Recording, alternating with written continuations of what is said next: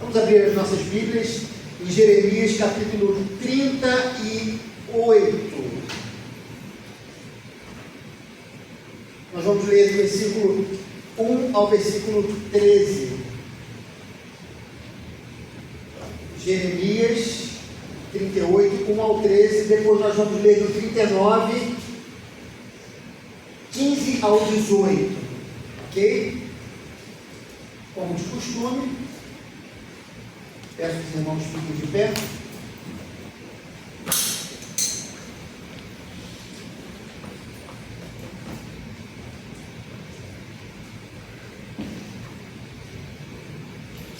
Ok? Jeremias, capítulo 28, 38. Quem disse 28 aí? Muito bem. 1 a 13 diz o seguinte: E ocorreu que Cefatias, filho de Matã, Gedalias, filho de Pazur, Jucal, filho de Selemias, e Pazur, filho de Malquias, ouviram o que Jeremias estava dizendo a todo o povo.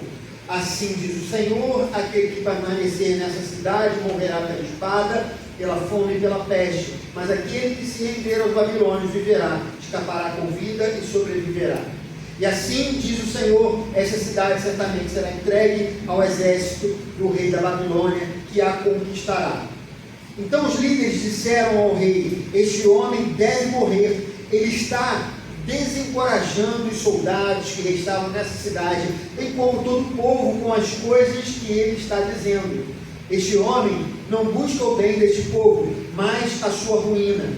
O rei Zedequias respondeu: ele está em suas mãos, o rei não pode opor-se a vocês.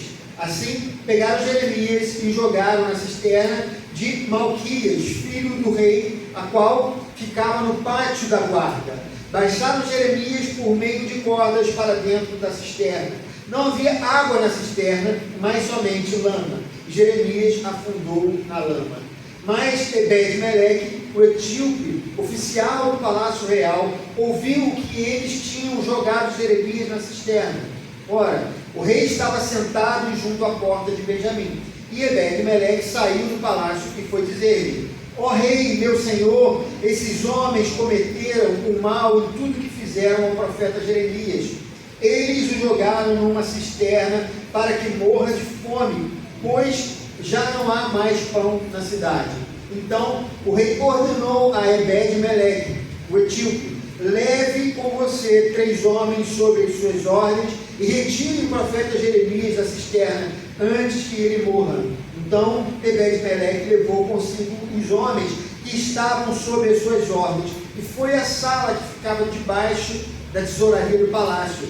Pegou alguns trapos e roupas velhas e desceu cordas até Jeremias na cisterna. Ebed-Meleque, o etíope, disse a Jeremias: põe esses trapos e roupas velhas debaixo dos braços para servirem de almofada para as cordas. E Jeremias assim fez. Assim como as cordas, o puxaram para a cisterna e o tiraram da cisterna. E Jeremias permaneceu no pátio da guarda.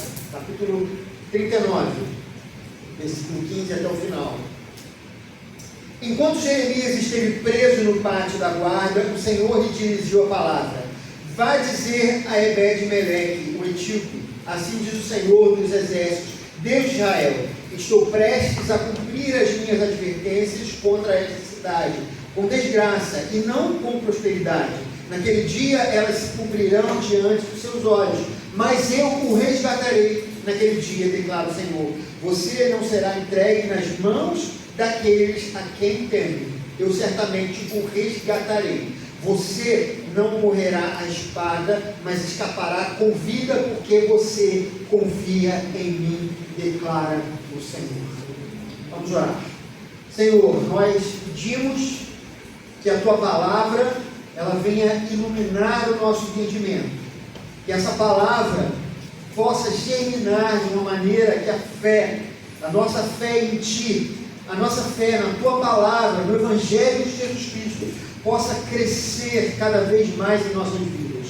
Que nós não venhamos, Senhor Deus, a ficar à mercê desse mundo e dos, Senhor, daquilo que aguarda por esse mundo, mas que nós possamos estar firmados em Ti, confiantes nas Tuas promessas. Nós oramos assim, em nome de Jesus. Amém e amém. E os irmãos podem se sentar.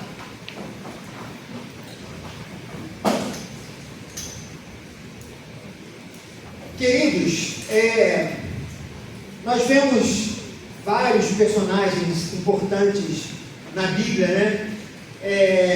E se eu pedisse que você citasse 10, você poderia certamente citar 10 rapidamente, né? 10 personagens bíblicos que se destacam, né? Mas eu tenho certeza que nenhum de vocês citaria, ou quase toda certeza, né? Alguém pode sempre nos surpreender, mas eu acredito que a maioria de vocês, né? Se não todos, até eu mesmo, né? Antes de pensar nessa mensagem, não citaria Ebed-Meleque, né? Quem diria Moisés, Paulo, Pedro, Ebed-Meleque, né? Quem diria isso, né? Numa citação de grandes personagens? Quem diria, por exemplo, o profeta sem nome? Ele nem nome tem, né? Está lá registrado no livro de Reis, um personagem tão importante para nos trazer uma mensagem como essa que nós lemos hoje aqui. Mas Ebed-Meleque, ele é de fato um personagem que nos ilustra muito a respeito de quem Deus é. Eu poderia falar aqui sobre Jeremias, como nós temos falado nesses últimos tempos, né?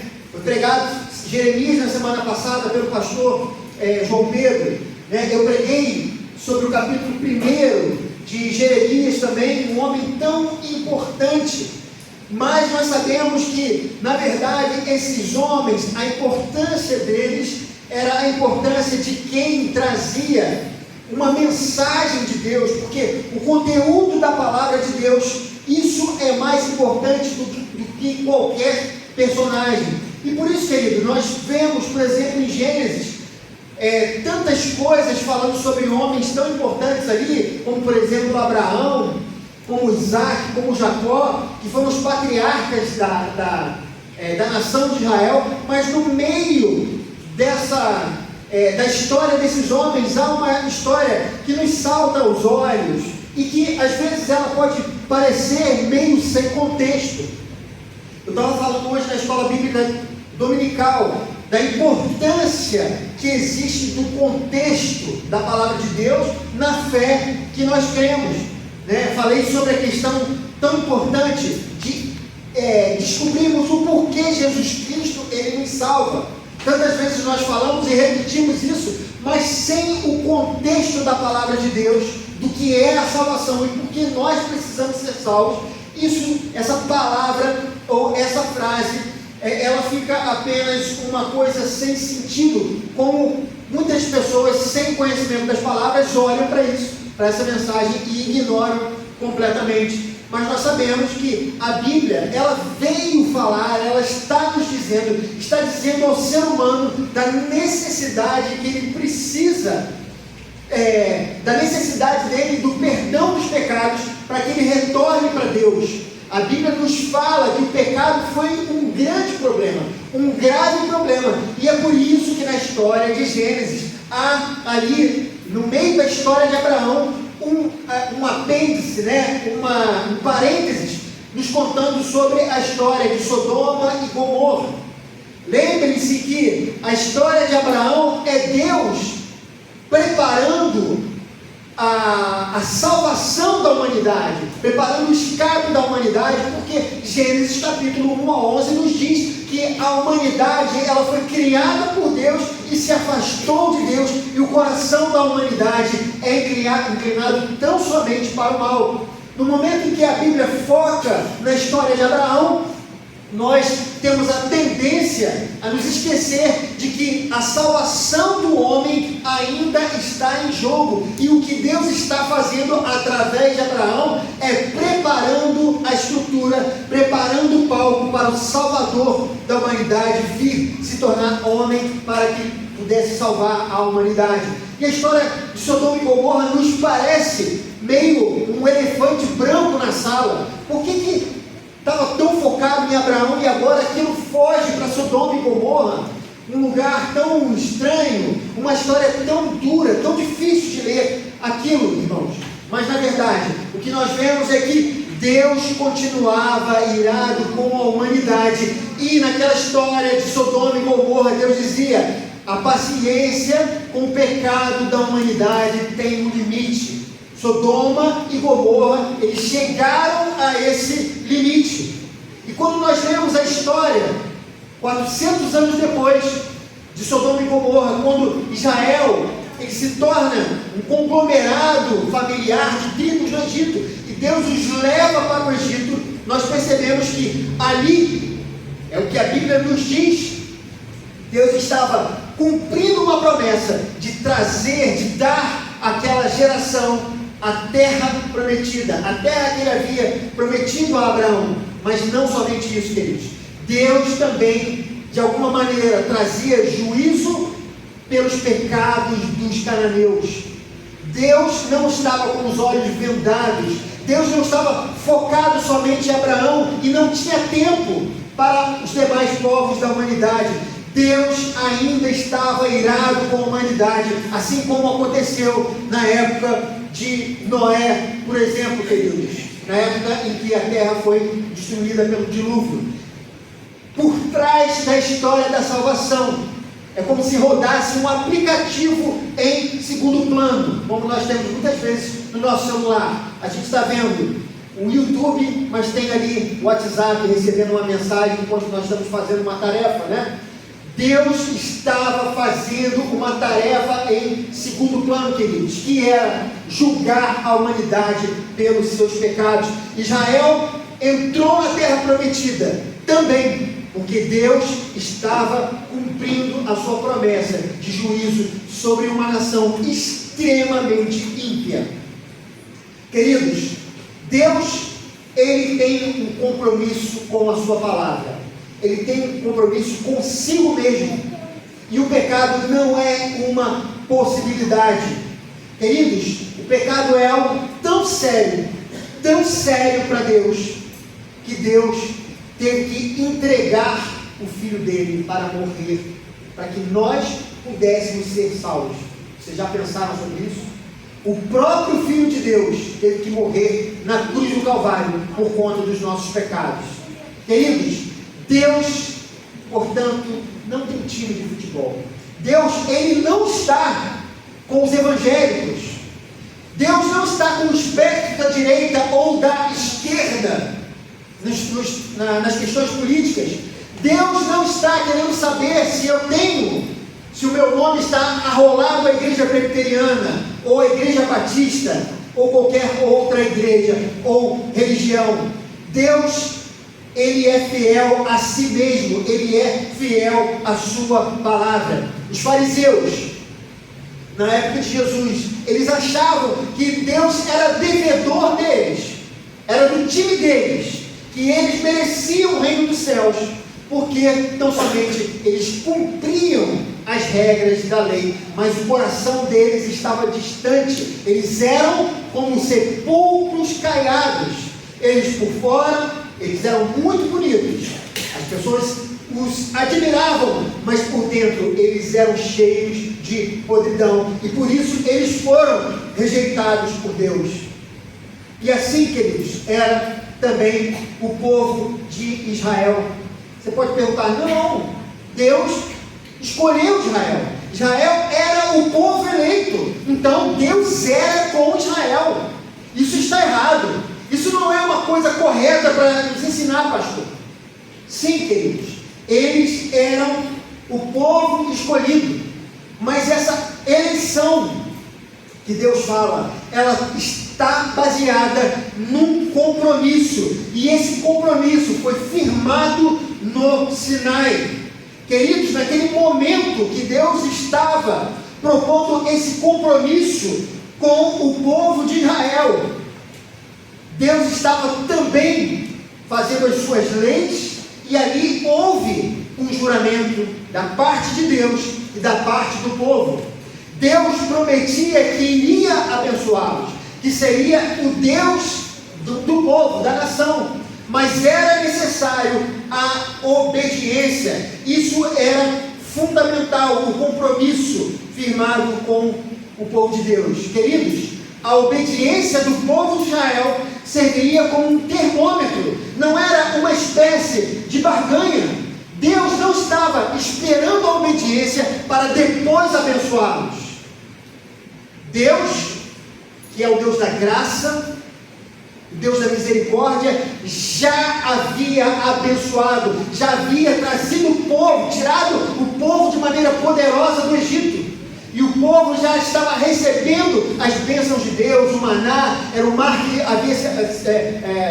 foi aberto de maneira poderosa. E tantas outras coisas que eles provaram. Inclusive, quando entraram na terra, Deus estava com o povo. As bênçãos de Deus já estavam derramadas sobre a nação. Portanto, queridos, a bênção que Deus estava prometendo para aquele povo era condicionada a uma obediência, mas não uma obediência perfeita, porque Deus não estava barganhando isso com a nação. Como eu disse, queridos, Deus é o Deus da graça, mas o que Deus esperava da nação era uma obediência sincera. Quando eles errassem, era necessário cumprir aqueles ritos da lei, do culto, dos sacrifícios, para que houvesse perdão. Não que os sacrifícios fossem perdoar o povo, porque sangue de bode não pode perdoar o pecado de ninguém, mas era a fé no sacrifício de Jesus Cristo, representado ali naqueles sacrifícios. O coração quebrantado e contrito era o que Deus esperava da nação de Israel, e não uma perfeição dos seus atos, queridos. Mas, apesar da oferta divina, Israel, ele escolheu o caminho do pecado. Israel não quis saber da obediência a Deus. Deus enviou vários e vários profetas. E a advertência desses profetas, basicamente, quando eles se dirigiam à nação, era: arrependam-se dos seus pecados. Olha que Deus misericordioso. Deus poderia ter desfeito o trato há muito tempo, mas Ele enviou os profetas para alertar a nação, para que o povo ele mudasse o seu caminho. Deus, ele demonstrava longanimidade, queridos, palavra difícil. Deus estava sendo longânimo com a nação de Israel. E, queridos, Jeremias, muitos profetizavam, mas Jeremias foi um dos poucos que profetizou que a desgraça viria por conta do coração insubmisso da nação. E ele viu diante dos próprios olhos tudo aquilo acontecer. A sua mensagem era: Deus não vai poupá-los por conta desse coração endurecido. E o que nós vimos, queridos, que ele testemunhou isso. As lamentações de Jeremias, que nós vamos também estudar nas nossas leituras devocionais, nos mostram o sofrimento daquele homem que previu tudo aquilo e que, de alguma maneira, viu tudo acontecer diante dos seus olhos. Deus, queridos, havia prometido a Jeremias que ele não morreria. Jeremias, ele profetizou para uma nação que não queria ouvir a voz do Senhor. O Senhor dizia para eles: a única maneira de vocês se salvarem é se entregando aos babilônios. Entregar-se aos babilônios é uma prova da minha misericórdia. Se vocês fizerem isso, se vocês não forem submissos, se vocês obedecerem, estou dando uma última oportunidade a vocês, obedeçam e sejam salvos. Entreguem-se aos babilônios, que eu vou cuidar de vocês. Mas, queridos, as pessoas não queriam ouvir a palavra de Deus e continuavam endurecidas e colocavam a desculpa no templo do Senhor. Os inimigos não podem invadir o templo do Senhor, mas na verdade, queridos, o templo do Senhor já havia sido invadido, o Santo dos Santos havia sido invadido com os pecados da nação. Deus já não estava com eles, e Deus deu a última oportunidade: me obedeçam, se entregando aos inimigos, e eu vou salvá-los. E não foi isso que aconteceu. Jeremias, ele testemunhou tudo isso diante dos seus próprios olhos. Queridos, como eu falei na pregação de 15 dias atrás, Jeremias, ele pregou durante todo esse tempo. A gente viu que ele foi lançado em cisterna, como a gente leu aqui. Muitas vezes tentaram matá-lo, fizeram de tudo para destruir Jeremias. Mas como um muro de bronze, uma coluna de ferro, Deus sustentou aquele homem. Deus deu a ele o caráter à altura da sua missão. Mas ele foi preservado de maneira sobrenatural, porque os homens queriam acabar com Jeremias, mas Jeremias esteve firme. Queridos, mas não havia somente Jeremias como um homem temente a Deus.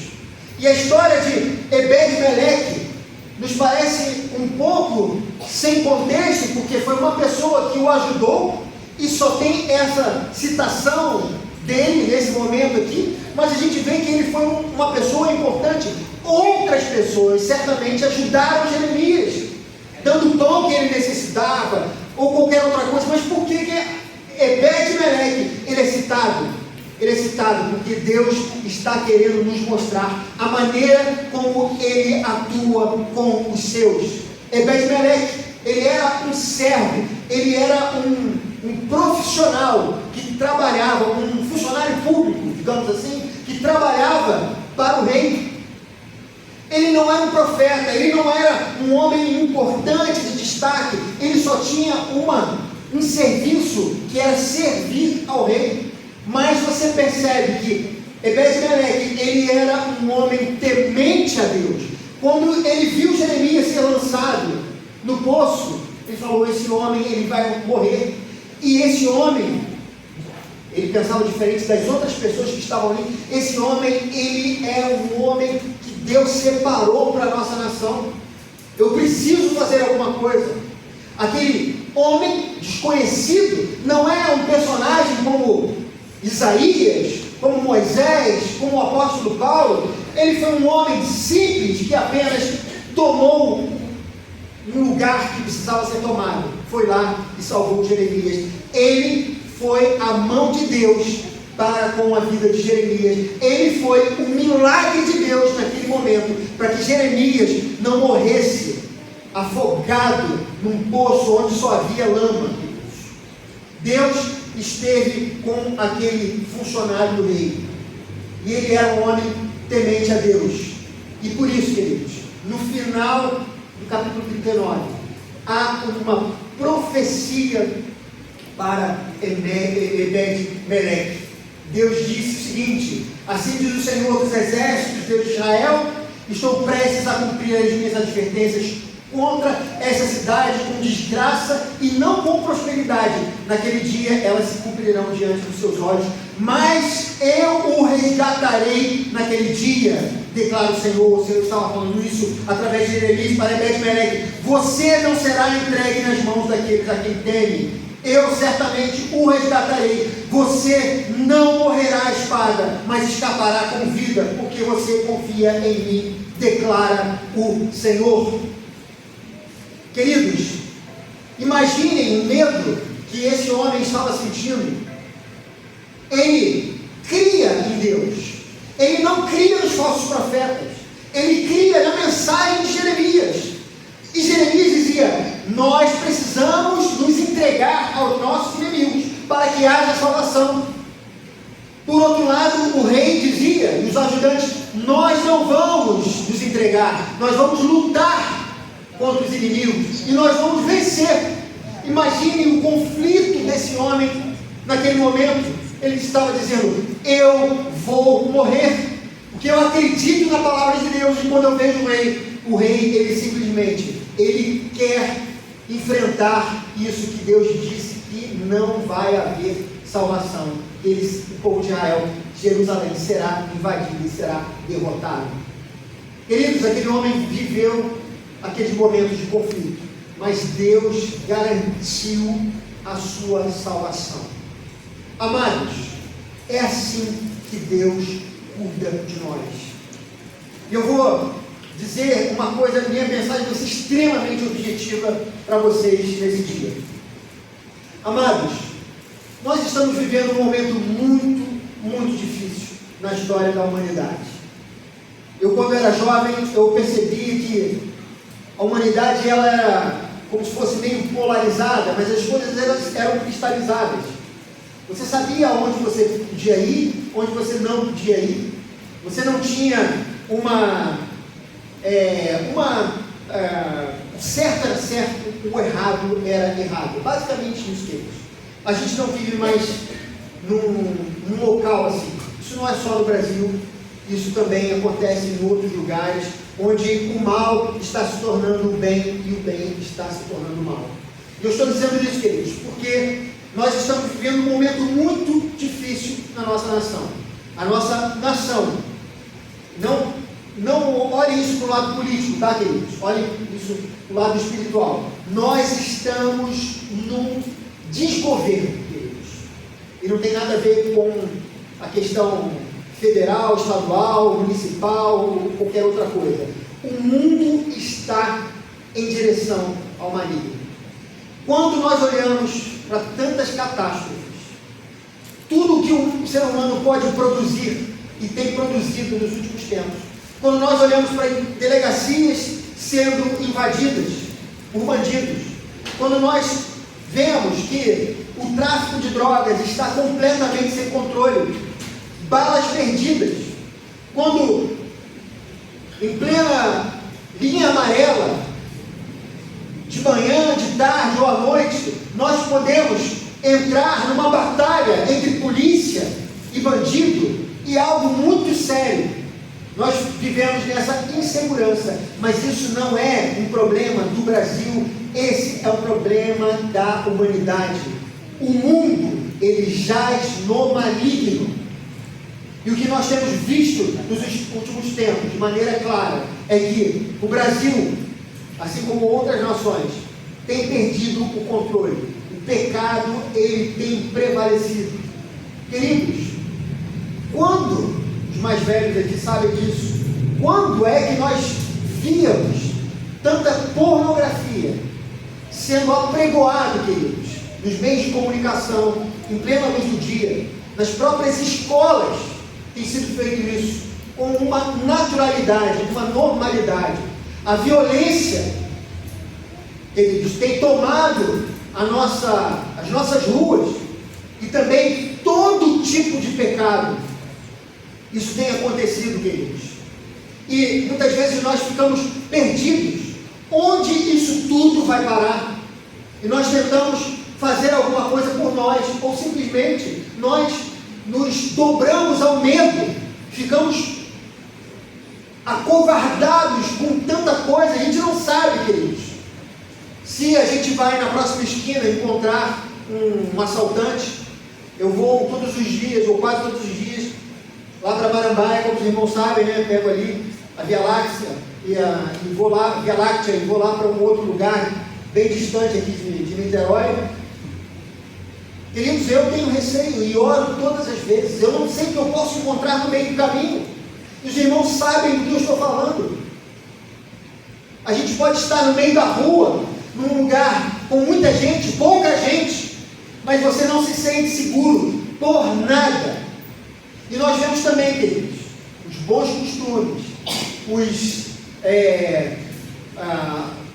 a filosofia cristã sendo cada vez mais extirpada do nosso meio, do nosso convívio, e o certo está virando errado, e o errado está ficando certo.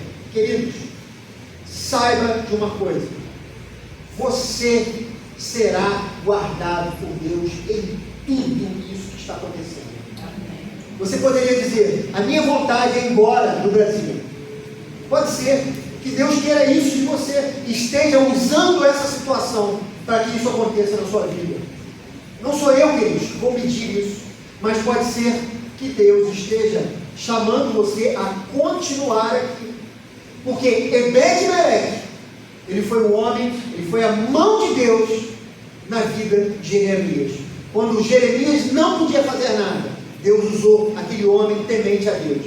E pode ser, queridos, que você também seja a mão de Deus, onde quer que você esteja. E pode ser que Deus tenha chamado você a continuar nessa luta.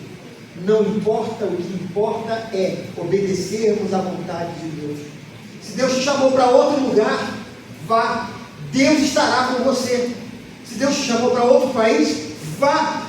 Deus estará com você. O que Deus espera de nós não é uma obediência perfeita, é uma obediência sincera. Deus cuida dos que o temem. Deus, Ele vai cuidar de você em toda circunstância. Se você tem que ir para o seu trabalho, vá. Vá confiante no Senhor. Se você está passando um momento difícil na sua família, confie no Senhor, não tenha medo. O Senhor, Ele vai te ajudar. Se você tem passado algum problema de saúde, confie no Senhor, Ele vai te ajudar. O Senhor, Ele cuida dos que o temem. Às vezes a gente fica, queridos, desanimado. Eu imagino que Ebed-Meleque tenha ficado com muito medo, mas Deus falou através do profeta: eu o resgatarei naquele dia, declara o Senhor. Nós não ficaremos, irmãos, largados. Nós não ficaremos à míngua. Amados, eu queria dizer uma coisa para vocês. Nós não sabemos quando Deus irá nos chamar. Isso não nos cabe saber. Mas tenha a consciência de que você não vai nem um dia depois, nem um dia antes do que Deus já estipulou. Deus tem todo o controle sobre a sua vida. E não serão, queridos, os bandidos, os maus elementos, não serão os corruptos que estão no poder que irão tirar a proteção de Deus sobre as nossas vidas. Há uma promessa de bênção. Todos aqueles que se submetem a Deus, que submetem o seu coração, que se arrependem dos seus pecados e se tornam humildes diante do Senhor, podem contar com a proteção divina. Ebed-Meleque não foi matar o rei, não foi dar uma facada no rei. Ele tinha acesso ao rei, mas ele era funcionário do rei, e ele obedecia ao rei, e fazia o que precisava ser feito. Muitas vezes você pode estar nesse conflito. Faça o que precisa ser feito. O que Deus colocar na sua vida, viva. Viva não confiante em você mesmo, não confiante nas circunstâncias, não confiante no seu plano de saúde, ou na polícia, ou nos políticos. Confie no Senhor. Ele te dará a solução. Ele vai te preservar de todo o mal. Eu gostaria, queridos, de convidar você a ficar de pé. Nós vamos cantar aquela música de novo. Cobre-me com suas mãos. Se o trovão no mar se erguendo bem sobre a tempestade, eu voarei.